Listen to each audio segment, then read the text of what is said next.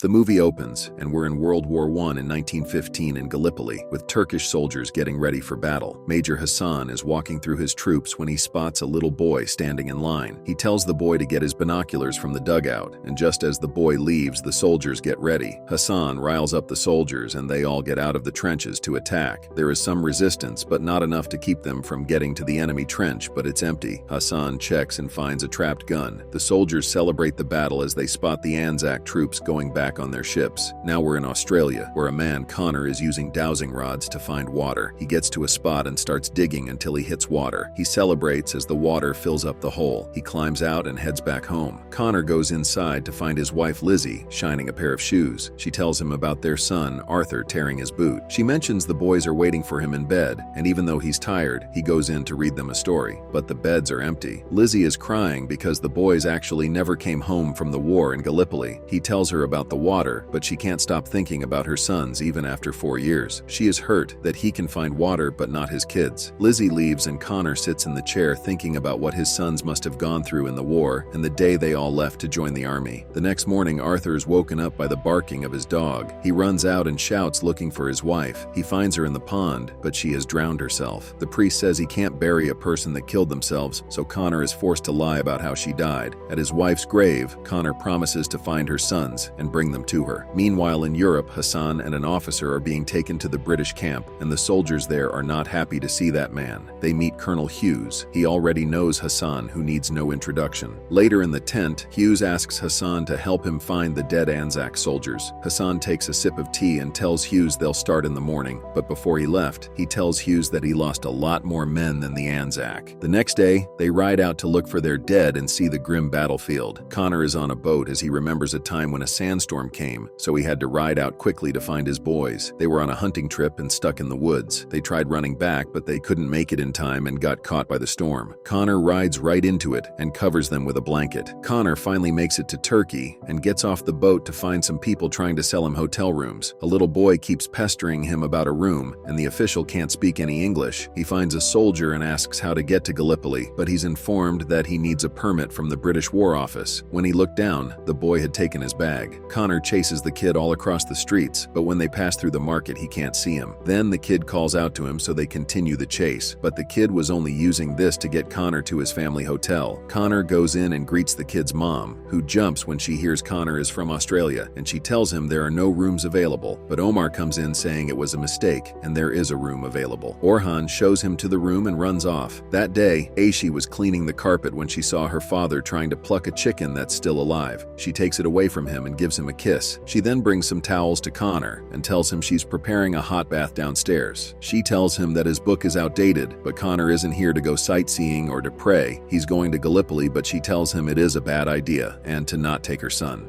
The next day at the British War Office, he is told a civilian can't be given permits to enter Gallipoli because the Greeks are currently invading Turkey. He showed him a picture of his boys and that they died together on August 7th, and he needs to go find their bodies. The official tells him he can't find them among the thousands, but Connor is not giving up. On his way out, another soldier follows him. But in the street, Connor runs into Turkish protesters who want the British to leave their country. Later that day, Orhan takes Connor to the mosque. He kept staring everywhere because he was amazed by the structure and prayer. But when they got back home, Aishi was mad that he took Orhan after she specifically told him not to. She scolds her child and makes him give back the money. But after she leaves, Connor tells him to keep the money. The next morning, Connor agrees to breakfast and sits down at the table. As soon as she leaves, her father quickly jumps up and starts rambling about his previous work with the Sultan. Connor doesn't understand, and when Aishi came back, she lied and told him it was just wishing he enjoyed the breakfast. In the kitchen, Omar was teaching Orhan some words, but when Aishi tells him to grab an egg, Omar asks her to do the right thing and marry him because he is the brother of her dead husband. She comes back and gives Connor the egg. She tries to get her father to stop talking, but he wants to know about Connor's wife. She asks Connor who told her she's dead along with his sons. Knowing his pain, Aishi tells him a different way to get to Gallipoli, using a fishing boat that'll smuggle him there for payment. So Connor heads out, but not before Orhan asked him to also find his dad who had gone missing during the war. Back at the war zone, the soldiers are burying the dead. Hassan and Hughes were bonding over their jobs before the war when they spotted an unknown boat headed their way. Connor gets off it and is taken to the tent. There, he explains to Hughes and Hassan that he knows the day his sons were killed, but there are too many people here for them to look for. for just 3 soldiers. Hughes assures him he will find them and sends him away. That night, when a soldier brings Hughes some dinner, he tells him there's something he should see. When they went out, it's Connor, out on the beach. The next morning on the beach, Hassan and Jamal look at the British and make fun of them while they have tea. Hughes comes over and they discuss sending Connor back on the next ship, but until then, Hassan wants to help him until he leaves at least, because he's the only person to come looking for the dead. Later, they were riding and a soldier told Connor about Hassan, how he single-handedly kept the beach safe from the Anzacs. They get to the site and start looking. Hassan remembers the battle vividly. The boys were in an intense firefight that day. They stormed an opposing trench, and in the intense fight, the boys kept fighting. Jamal hid under a body to keep himself safe from the shooter. Outside the trench, the boys were running from bombs, but one got caught, so the other 2 came to get him and became victims of the machine gun. Arthur wasn't hurt enough, so he had to watch his brothers die next to him. They keep looking, and one man found a dog tag. Hughes brings it over to an anxious Connor. It's Edwards. Connor is shaken when he sees his son's skull. When that soldier reminded him this was all Hassan's doing, Connor immediately made his way to Hassan, but Jamal hit him with a cross. Hughes apologizes, but Hassan wants to keep looking for his other sons. Later, Hughes tells Connor they found his other son, Henry, next to Edward. Connor says Arthur will be there too, because they never leave each other. He wants to take the bodies back home, and Hughes convinces him to keep them here. That night, Connor read their storybook to them one last time at their grave. The next morning, Jamal brings Hassan his letter, and they talk about the Greeks invading their country. The British aren't doing anything, so they need to step in. Hassan goes over to Connor, who apologizes for charging at him the other day. Hassan has a list with Arthur's name on it. He was taken prisoner. He's still alive. There's hope in Connor's eyes for the first time in 4 years. So he heads back to the hotel and into a restaurant where people are dancing, but his eyes are fixed to Aishi. Omar tells his friend that she believes her husband is still alive, but he plans to take her as a second wife. Connor says Orhan, who asks about his father, but Connor didn't find him. Aishi comes over, but Omar interrupts, so Connor goes away. Hassan is in the British War Office, but he is told the admiral is busy and to reschedule for next week, but Hassan can't watch as his country gets taken by the Greeks. He's angry now and doesn't even acknowledge Connor. The soldier then tells Connor that the prison his son might be found in, Anatolia, is in the middle of a war zone. He orders Connor to go back to the hotel and wait till Thursday, and he will get his passport and a ticket back home on that day. But on their way out, the officer tells him he can help. As Hassan leaves the council, Connor follows him with Jamar right behind. He follows Hassan across the market and into a basement, but Jamal quickly gets a knife to his throat. Hassan shows mercy, but he will not help him find his son anymore. At the hotel, Connor and Orhan are having fun, and that's when Natalia mentions to Aishi about how strong he is, but she still thinks she's married. Orhan wants Connor to come with them, but it's not appropriate. But after some convincing, she says yes. So they go to the market with Connor following from behind, not to attract attention. And later that night, he tells them about finding water in Australia. Later, Connor and Aishi sit alone and talk about their marriages. The next day, Aishi realizes she needs to accept the death of her husband, and according to traditions, she will have to marry his brother Omar. She makes her way to his house, and she is shown to her room and told Omar will spend the night there with her every 3 days. She then asks Omar for one more day to tell her son about the new arrangement, and he agrees. The next morning, Aishi makes Connor drink the coffee and then tells him they use this tradition to make decisions like business and even marriage. But when she checked the cup, she suddenly had a surprised look and just walked away. But Omar is at the door. He follows her because she isn't dressed in black. She still isn't accepting the death of her husband, and even if he's dead, she's not ready to remarry. Omar thinks this is the only way, but she doesn't agree, and this doesn't go well with Omar, who tells Orhan that his mother has been lying to him and that his father has died 4 years ago. Orhan is upset, so he runs away crying into Connor's arms. And downstairs, Omar and Aishi get into a fight, and he hits her, but Connor gets in the way and throws him over a table. She wants him to stop, but it's too late. Omar leaves, cursing her as a disgrace to the family. Connor was about to leave, but Orhan wanted him to stay, so he handed him a book. But as he walks out the door, he's ambushed by Omar and his friends, but he fights back until they get interrupted by Jamal and taken to Hassan. In the sauna, Jamal tells him he's found Arthur's name on a list of wounded soldiers in Amphion. Connor must go back home, but Hassan will ask about Arthur on his way to form an army, and later they drink and party together. When Connor comes back, Aishi is waiting for him to apologize. He accepts and apologizes himself. They end up having a romantic dinner by candlelight as they talk the night away. The next morning, the British officers are here to take him to the boat, but he doesn't want to go back. The soldiers storm the hotel as Aishi takes him to the balcony so he can escape. He gets to the room and runs off into the city. He's caught by Hassan, but he pleads with him to go along so he can find his son. They get on the train, and Connor tells Jamal about cricket right on the train. train, but then they see refugees along the road, and the soldiers get ready for a fight. There's a fire blocking the train, so it had to stop. It gets quiet. Then without warning, the shooting starts. The Greeks storm the train and capture them, but leave Connor. But just as they were about to be executed, Connor saves them, but Jamal is hit. Then Connor and Hassan escape on horses into the ruins. At the ruins, Hassan promises to take him to Amphion, and they ride there. Connor climbs a windmill screaming out Arthur's name while Hassan talks to some locals. They ride over to the temple, and there he is. It's Arthur. Connor finally found his boy. Arthur had to watch his brothers die on the battlefield. The Greeks are now here, so Arthur and Connor escape together through the cannon fire up the mountain and finally get away through a river. As the movie ends, Connor and Arthur are in the hotel, and he finds Aishi, who tells him she knew he'd come back because of the coffee.